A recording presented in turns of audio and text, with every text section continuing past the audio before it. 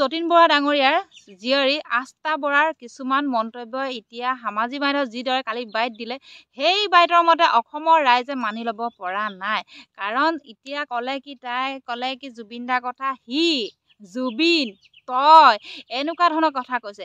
হয়, এতিয়া গৰিমা বৌ আৰু লগতে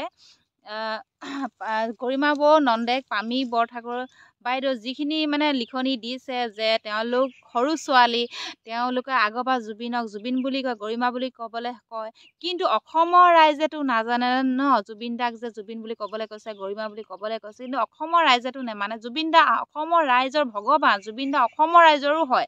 অসমৰ ৰাইজে যিদৰে কান্দিছে সেইকাৰণে অসমৰ ৰাইজে বিচাৰ বিবেচনা কৰিবই। কাৰণ এগৰাকী ইমান সৰু ছোৱালীয়ে ইমানকৈ জুবিন দাক আমি ইমান ভগৱান হিচাপে তুল্য কৰোঁ, তেওঁ সেই ভগৱানক তই মই কৈ কথা কৈছে। আৰু ইমানো সৰু ছোৱালী নাই, তেওঁ শিক্ষিত হয়, তেওঁ শিক্ষিত পঢ়া শুনা ছোৱালী এগৰাকী যদি জুবিন দাক এনেকুৱা ব্যৱহাৰ কৰে, হয়তো তেওঁ আগতে ঘৰত যিদৰে মাতিছিলে ঠিক তেনেদৰে এতিয়া সামাজিক মাধ্যমত কেমেৰা সন্মুখত সেই কথা ক'ব নালাগিছিল। কাৰণ কেমেৰা সন্মুখত অহা মানে গোটেই ছ'চিয়েল মিডিয়াত ভাইৰেল হোৱা। আৰু যিহেতু কেমেৰা আগত কেনেকৈ কথা ক'ব লাগে নিজেও জানিব লাগে, জুবিন দাক কি বুলি ক'ব লাগে, তই মই এখন কৈছে মানে শুনি মানে দুখ লাগি গৈছে, মানে বেয়া নালাগে, মানে দুখ লাগিছে। মানে জুবিন দাক এনেকুৱাও মানুহ কিছুমান ক'ব পাৰেনে? হয়, ঘৰত যেনেকৈ মাতক, গৰিমা মাতক, জুবিন মাতক, সেইটো কোনো ক'বলৈ নাযায়, ঘৰুৱা কথা। কিন্তু সামাজিক মাধ্যমত কেমেৰা সন্মুখত কেনেকৈ ক'ব লাগে নিজেও জানিব লাগে। এগৰাকী ইমান কেঁচুৱা ছোৱালী নহয়, ডাঙৰ ছোৱালী, তাই জনা বুজা ছোৱালী, তেনেকৈ কৈছে কাৰণে সকলোৰে বেয়াও লাগিছে। আৰু আপোনালোকে মই শুনোৱাবলৈ চেষ্টা কৰিছোঁ তেওঁনো কি ক'লে জুবিন দাৰ বিষয়ে, আপোনালোকে শুনক।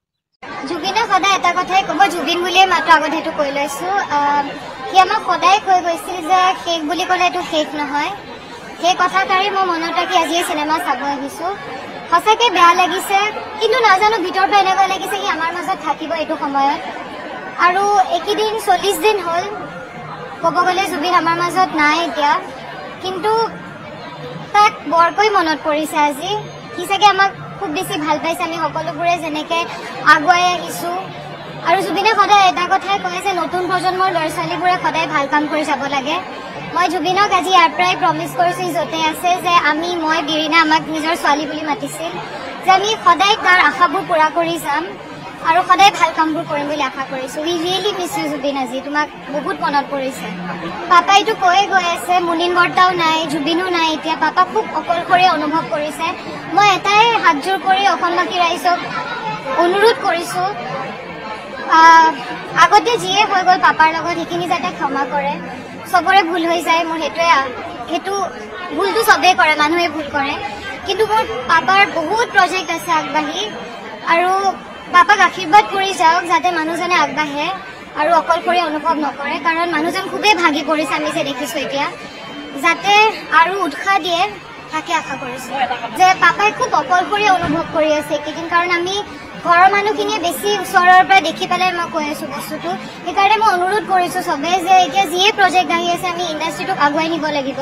জুবিনে সেইটোৱে বিচাৰিছিলে যে ইণ্ডাষ্ট্ৰিটো কেতিয়াও ৰখি নাযাওক।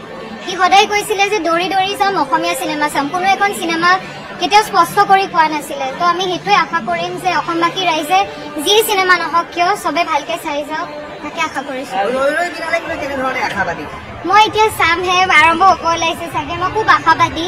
মই অলপ চাইছিলোঁ ক্লিপিংছ আগতে, কিন্তু মই পাৰা নাছিলোঁ। আজি নাজানো মই কিমানখিনিলৈ চাব পাৰিম, কিন্তু মই সেইটোৱে কৈছোঁ আগতেও যে মই জুবিন য'তে আছে মই জানো যে সি এজন ৰজাৰ নিচিনাকৈ আছে এতিয়া, আৰু খুব ভাল পাইছে আপোনালোক যেনেকৈ আহিছে দৌৰি দৌৰি চাবলৈ, আৰু যাতে যি চিনেমা নাহে কিয় এনেকৈ আপোনালোকে আঁকোৱালি লওক তাকে আশা কৰিছোঁ। Thank you so' much.